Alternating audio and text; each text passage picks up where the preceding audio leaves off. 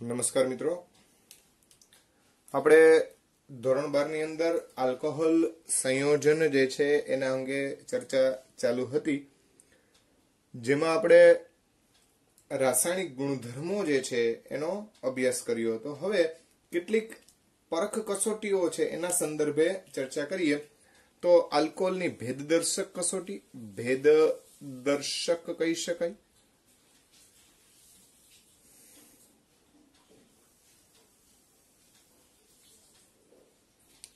અથવા તો પરખ કસોટી એવું આપણે એને કહી શકીએ.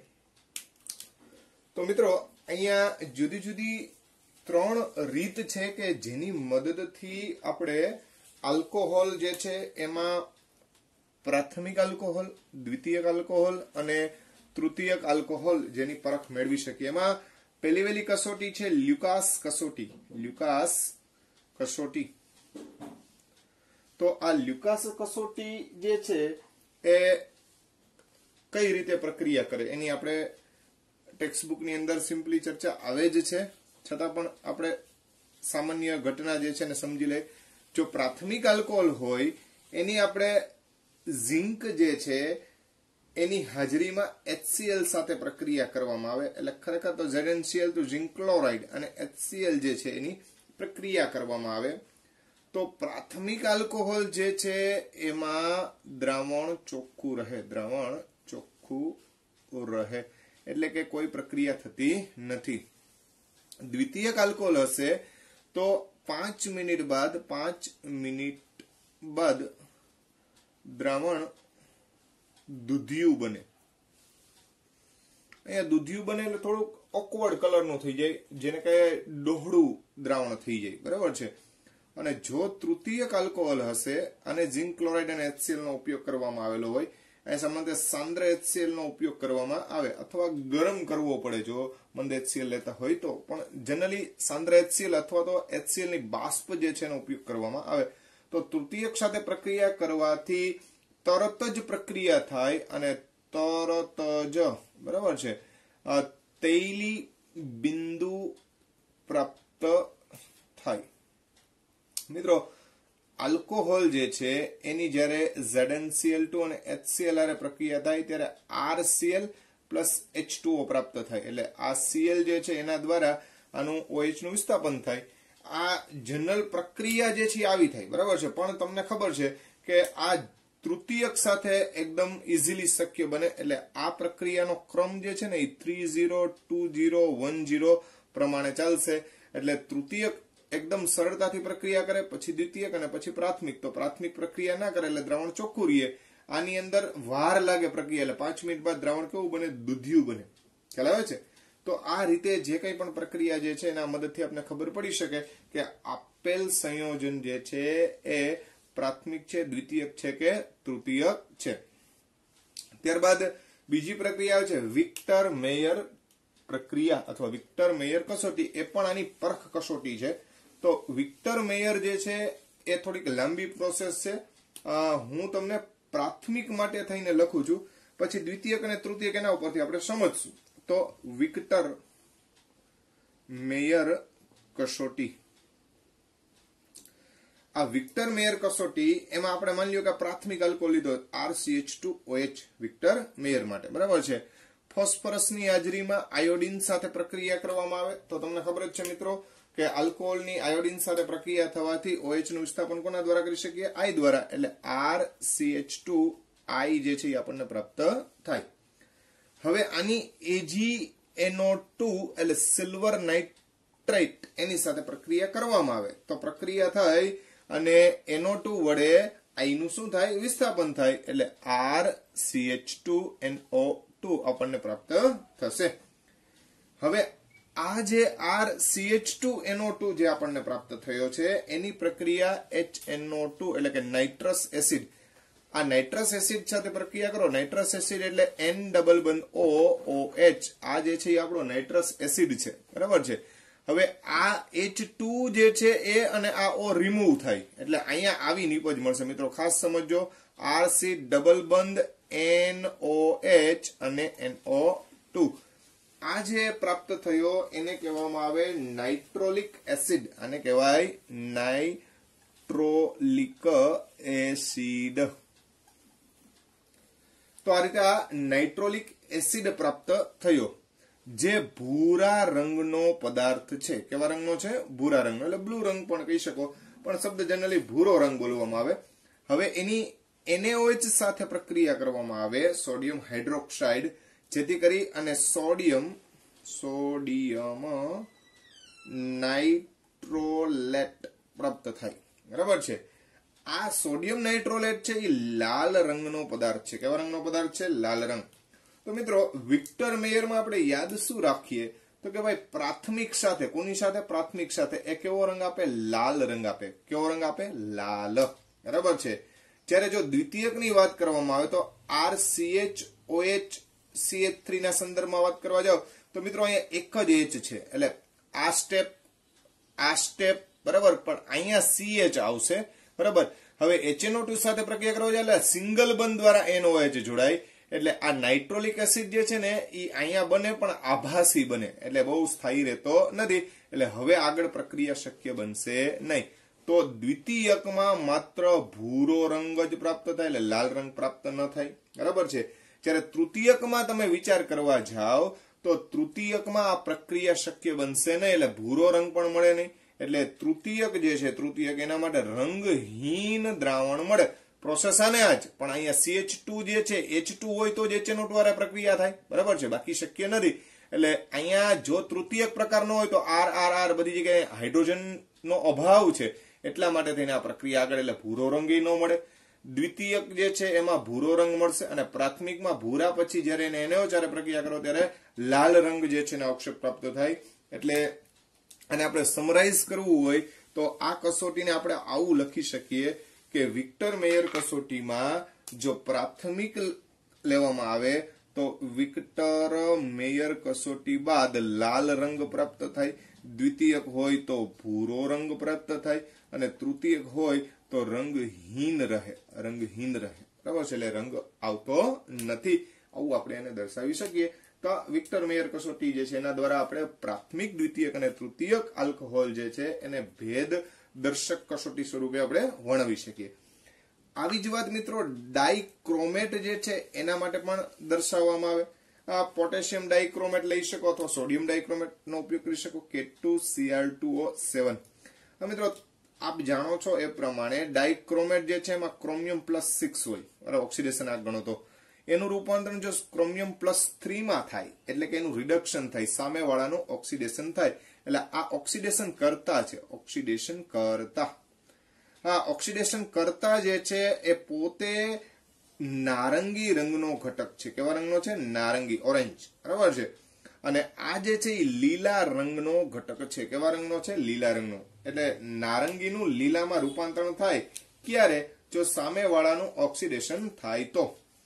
હવે તમે જાણો છો કે પ્રાથમિકનું ઓક્સિડેશન સરળ, એના કરતા દ્વિતીયકનું અઘરું, અને એના કરતા તૃતીયકનું સાવ મુશ્કેલ. ખ્યાલ આવે છે? તો જો અહીંયા ઓક્સિડેશન શક્ય બનતું હોય તો ભાઈ પ્રાથમિકમાં એકદમ સરળતાથી લીલો રંગ પ્રાપ્ત થાય. એટલે આપણે જે ડાઇક્રોમેટ ઉમેર્યો હોય આની અંદર, પોટેશિયમ ડાઇક્રોમેટ, તો એ નારંગીનું રૂપાંતરણ કેમાં થઈ જાય? લીલા રંગમાં થઈ જાય. બરાબર છે. અને તમે જાણો છો એ પ્રમાણે કે ભાઈ આલ્કોહોલ છે, આલ્કોહોલ એટલે RCH2OH, એનું જયારે ઓક્સિડેશન કરો ત્યારે આપણને એસિડ પ્રાપ્ત થાય. શું પ્રાપ્ત થાય? એસિડ. અને સાથે સાથે ક્રોમિયમ+3 પ્રાપ્ત થાય પ્રાથમિક માટે થઈને. દ્વિતીયક હશે તો તમને ખબર છે કે કીટોન પ્રાપ્ત થાય. બરાબર છે. RCHOH R લઈ આપણે દ્વિતીયક આલ્કોહોલ જે છે, તો એનું ઓક્સિડેશન થાય તો અહીંયા કીટોન પ્રાપ્ત થાય, અને સાથે સાથે ક્રોમિયમ+3 જ મળે. એટલે આ બંનેમાં લીલો રંગ પ્રાપ્ત થાય. જ્યારે તૃતીયકનું આ ઓક્સિડેશન કરતા દ્વારા ઓક્સિડેશન ન થાય એટલે રંગહીન અથવા રંગ વિહીન બને, એટલે પ્રક્રિયા થતી નથી. અહીંયા ધ્યાન રાખજો. બરાબર છે. તો આ રીતે ટૂંકમાં એક પણ પ્રકારનો રંગ પ્રાપ્ત ન થાય. તો આ ડાઇક્રોમેટ કસોટી જે છે એની મદદથી પણ આપણે ભેદ જે છે એ પારખી શકીએ. તો મિત્રો આ આલ્કોહોલની પ્રાથમિક, દ્વિતીયક અને તૃતીયક જે છે એના સંદર્ભમાં ભેદ દર્શક અથવા ભેદ પારખ કસોટી એવું આપણે એને કહી શકીએ. હવે એક અહીંયા મિથેનોલ અને ઇથેનોલના સંદર્ભમાં કેટલાક ભેદ રજૂ કરીએ આપણે. તો આ મિથેનોલ હોય તો શું થાય અને ઇથેનોલ હોય તો શું થાય, CH3CH2OH, બરાબર છે. તો કોણ કોની યારે પ્રક્રિયા દર્શાવે છે એની આપણે એક ટૂંકી સમરી કરી લે, તો જેથી કરીને ઘણીવાર આપણે ભેદદર્શક કસોટીમાં પણ આ વસ્તુ કામ લાગે. તો અહીંયા જુદા જુદા પ્રક્રિયક લે. દાખલા તરીકે પેલો પ્રક્રિયક જે છે એ આપણે આયોડિન અને NaOH. તો મિત્રો અહીંયા કોઈ પ્રક્રિયા થતી નથી એટલે અવક્ષેપ ન મળે, બરાબર છે. જ્યારે અહીંયા CHI3 સોરી ના પીળા અવક્ષેપ મળે. યાદ કરો મિત્રો, આપણે આયોડોફોર્મ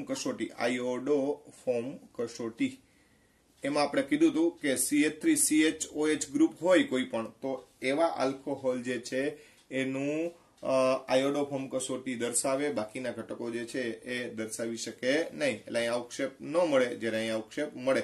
આ આયોડોફોર્મ કસોટી થઈ કહેવાય, બરાબર છે.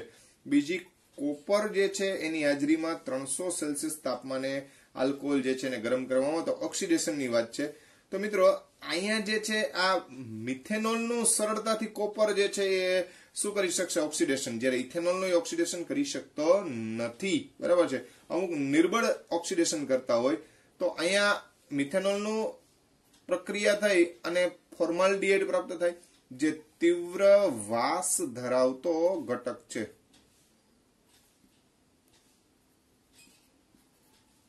એકદમ ખરાબ વાસ આવે, બરાબર છે, જ્યારે અહીંયા ગંધ આવતી નથી.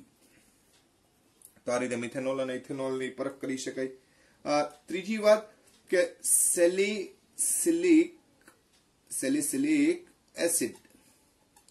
તો મિત્રો સેલિસિલિક એસિડની મિથેનોલ સાથે પ્રક્રિયા થાય, આ સેલિસિલિક એસિડ છે, બરાબર છે. તો સેલિસિલિક એસિડ જે છે એની જ્યારે મિથેનોલ સાથે પ્રક્રિયા થશે ત્યારે અહીં એસ્ટર બની જાય, બરાબર છે, જેને આપણે મિથાઇલ સેલિસિલેટ કહીએ. આ મિથાઇલ સેલિસિલેટ, જેની નીલગીરીના તેલ જેવી વાસ આવે.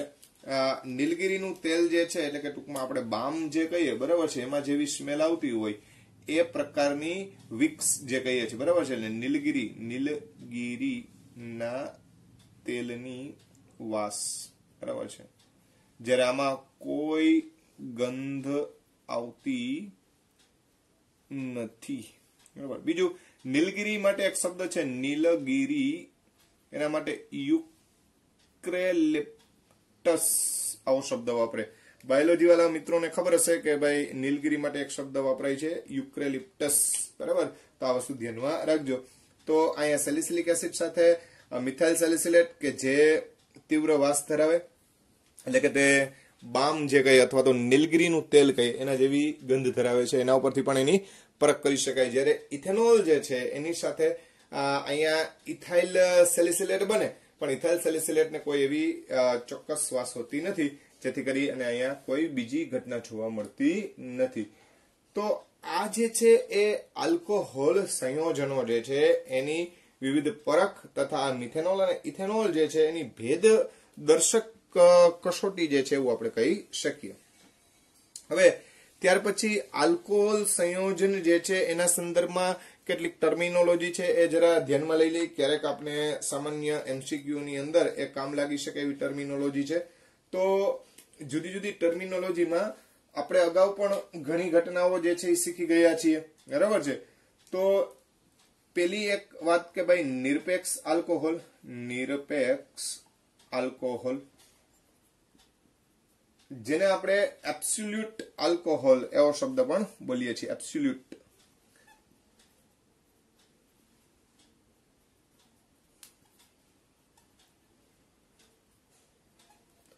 તો આ નિરપેક્ષ આલ્કોહોલ અથવા એબ્સોલ્યુટ આલ્કોહોલ જે છે એની અંદર ઇથેનોલ જે છે, ઇથેનોલ એ 99.5 થી 100% જેટલો હોય, બરાબર છે. આ એબ્સોલ્યુટ આલ્કોહોલ થયો. બીજો શબ્દ છે પાવર આલ્કોહોલ.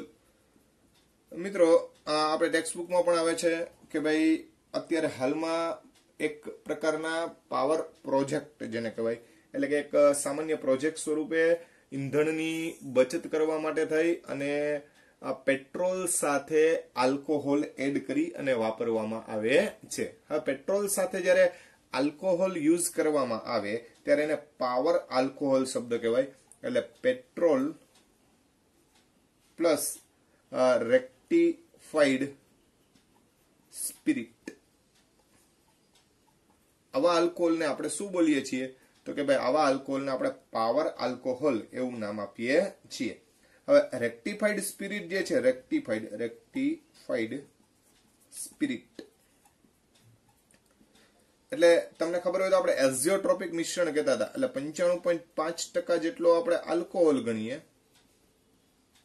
પ્લસ 4.5% પાણી ગણીએ, આવું જે મિશ્રણ જે છે એ રેક્ટિફાઈડ સ્પિરિટ કહેવાય. બરાબર છે. તો આ રીતે ટૂંકમાં પાવર આલ્કોહોલ જે છે એની સમજૂતી આપી શકાય. પછી મિત્રો 70% શુદ્ધ મિથેનોલ જે છે એને આપણે વુડ સ્પિરિટ કહેતા હતા, વુડ સ્પિરિટ. બરાબર છે.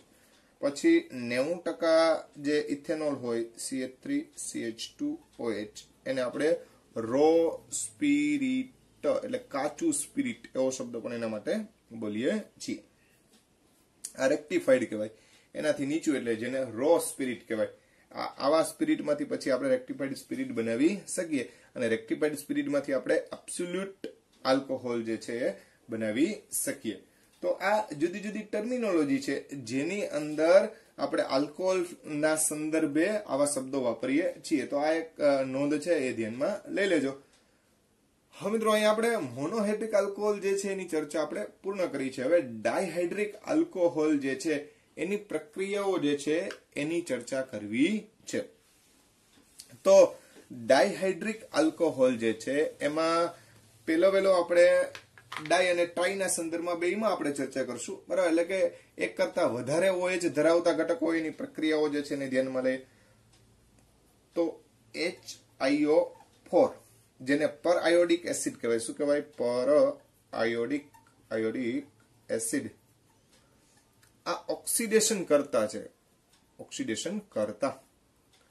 હવે સમજવા જેવી પ્રક્રિયા આવે છે કે જ્યારે આ ઓક્સિડેશન કરતા જે છે એની પ્રક્રિયા થાય, કોની સાથે પ્રક્રિયા થાય?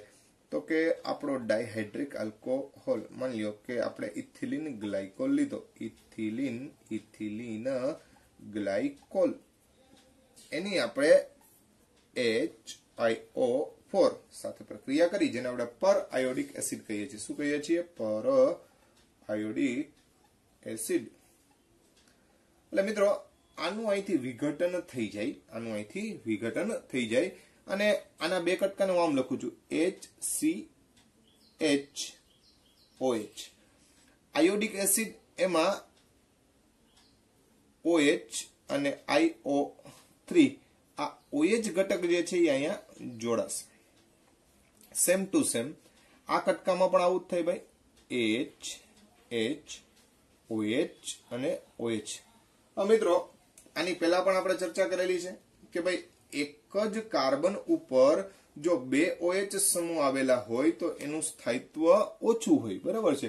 એટલે તરત જ અહીંથી પાણીનો અણુ જે છે એ દૂર થઈ જશે. બરાબર છે. તો આ પાણીનો અણુ જે છે આ રીતે દૂર કરી નાખીએ અને આમાંથી પણ પાણીનો અણુ જો આપણે દૂર કરી નાખીએ તો આપણને સ્થાયી નિપજ મળશે HC ડબલ બંધ O અને H. સમજાણું મિત્રો? HC ડબલ બંધ O અને H, કેમ કે પાણીનો અણુ કાઢી નાખ્યો. આવું બે ઘટકમાંથી મળે એટલે આપણને HCHO અને HCHO આવું આપણને પ્રાપ્ત થાય. અને આમ પણ લખાય ટૂંકમાં HCHO, એટલે કે ફોર્માલ્ડીહાઇડના બે ઘટક પ્રાપ્ત થયા. હવે જો આપણે અહીંયા ગ્લિસરોલ લીધો હોય CH2OH, CHOH, CH2OH જે ગ્લિસરોલ છે, બરાબર છે, એની આ જ રીતે જો પ્રક્રિયા કરીએ તો સેમ ટુ સેમ આપણે ઘટના જે છે એ દર્શાવશું. તો આના માટે થઈ અને હવે તમને ખબર પડી જાય કે ભાઈ અહીંયા HHOH છેડા માટે પણ એવું જ થશે. બરાબર છે. શું થશે? તો કે ભાઈ HCHOH થાય. અહીંયા બરોબર વિચાર કરજો મિત્રો. અહીંયા જે છે એ એક H જ છે, એટલે એક OH, બીજો OH અને ત્રીજો એક OH તો ઓરિજિનલ એનો હતો, બાકીની બે સંયોજકતા OH દ્વારા પૂરી થાય. આ બધા સ્થાયિત્વ ન ધરાવે એટલે તરત જ આમાંથી પાણીનો અણુ આપણે એક કાઢી નાખીએ, આમાંથી પણ આપણે એક પાણીનો અણુ કાઢી નાખીએ અને આમાંથી પણ એક પાણીનો અણુ કાઢી નાખીએ. તો મિત્રો આ છેડાના બે કાર્બન હતા એમાંથી HCHO બને, HCHO બને અને મધ્યસ્થ કાર્બન જે છે એમાંથી HCOOH બને, HCOOH એટલે કે ફોર્મિક એસિડ પ્રાપ્ત થાય. તો અહીંયા બે જે છે એ ફોર્માલ્ડિહાઇડ અને એક જે છે મધ્યસ્થ ઘટક જે છે એમાંથી શું મળશે તો કે ભાઈ ફોર્મિક એસિડ આપણને પ્રાપ્ત થશે.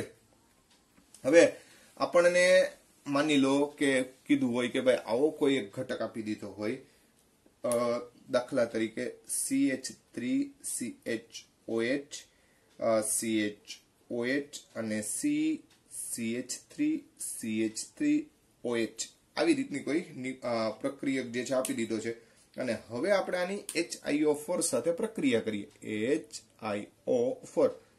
તો વિઘટનના અંતે આને આરે ઓક્સિડેશન કરવાથી આપણને શું પ્રાપ્ત થાય, આવો આપણને પ્રશ્ન પૂછવામાં આવેલો હોય. તો મિત્રો સિમ્પલ, જ્યાં બંધ તોડો ત્યાં દરેક સંયોજકતા આપણે OH થી પૂરી કરવાની છે. તો આની આપણને આવું મળે કે નહીં ભાઈ, CH3CHOH આટલું હતું, હવે એક OH અહીંયા આપી દઈએ, આ બંનેમાંથી આપણે પાણી દૂર કરી નાખીએ તો આપણને CH3CHO પ્રાપ્ત થાય. એટલે કે આ જે છે એસિટાલ્ડીહાઇડ મળ્યો. શું મળ્યો? એસિટાલ્ડીહાઇડ. એટલે એક નિપજ આપણી એસિટાલ્ડીહાઇડ મળી. બીજી આ તમને ખબર જ છે ભાઈ, અહીંયા OH પાણીનો અણુ કાઢી નાખો એટલે ફોર્મિક એસિડ HCOOH, જેને આપણે ફોર્મિક એસિડ કહીએ. શું કહીએ? Formic acid. અહીંયા ખાસ ધ્યાન રાખજો મિત્રો, અહીંયા એક CH3 છે, એક CH3 છે, આ OH છે, વધારામાં આ સંયોજકતામાં કોણ આવશે? OH. તો અહીંથી OH કાઢી નાખીએ, અહીંથી H કાઢી નાખીએ તો CH3COCH3 મળે એટલે એસિટોન પ્રાપ્ત થાય. શું પ્રાપ્ત થાય? એસિટોન. તો જોવાનું મિત્રો કે ભાઈ સંયોજકતા કોના વડે જોડાયેલી છે એના આધારે આપણે નિપજ દર્શાવવી પડે. તો આ રીતે જુદા જુદા ઉદાહરણોમાં વિઘટનના આધારે મળતી નિપજ જે છે એ કેવી હોઈ શકે? જુદી હોઈ શકે. તો આ ડાયહાઇડ્રિક અને ટ્રાયહાઇડ્રિક આલ્કોહોલ જે છે એની HiO4 એટલે કે જેને આપણે કહીએ છીએ પર આયોડિક એસિડ, એની આપણને નિપજ પ્રાપ્ત થઈ. હા મિત્રો, HiO4 જે છે, HiO4 એની એક વિશિષ્ટ ઉદાહરણ લઈ અને પ્રક્રિયા સમજીએ. માની લો કે આવું કોઈ સાયક્લોહેક્ઝેન પ્રકારનું સંયોજન છે, એમાં આપણે અહીંયા CH2OH દર્શાવી દઈએ, અહીંયા આપણે OH દર્શાવી દઈએ, અહીંયા ડબલ બંધ O એટલે કીટોન, અહીંયા પણ ડબલ બંધ O એટલે આપણે કીટોન જે છે એ દર્શાવી દઈએ, એટલે સાયક્લોહેક્ઝેન ડાયોન છે, બરાબર છે. અને અહીંયા આપણે CHO જે છે એ ઘટક સ્વરૂપે મૂકી દઈએ.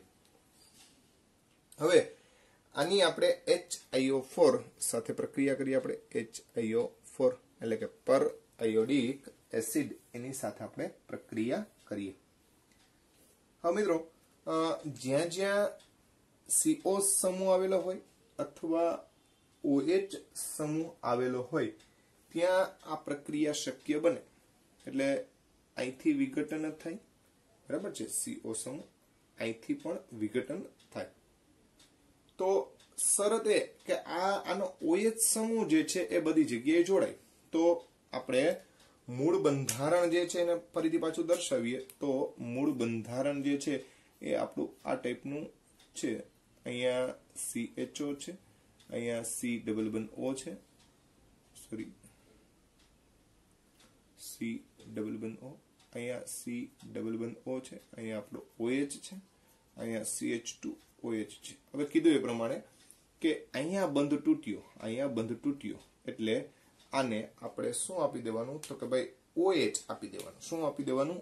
OH. મિત્રો આને પણ આપણે OH આપવું પડે. અહીંથી બંધ તૂટે એટલે આ કાર્બનને પણ આપણે OH આપવું પડે અને આ બંધ તૂટ્યું એટલે આને પણ આપણે OH આપવો પડે, બરાબર છે. તો આને હું થોડુંક વિસ્તૃત કરીને લખું છું. તો આવું લખી શકાય કે CHO, C ડબલ બંધ O, OH બરોબર જોજો, આ જે છે એમાં અહીંયા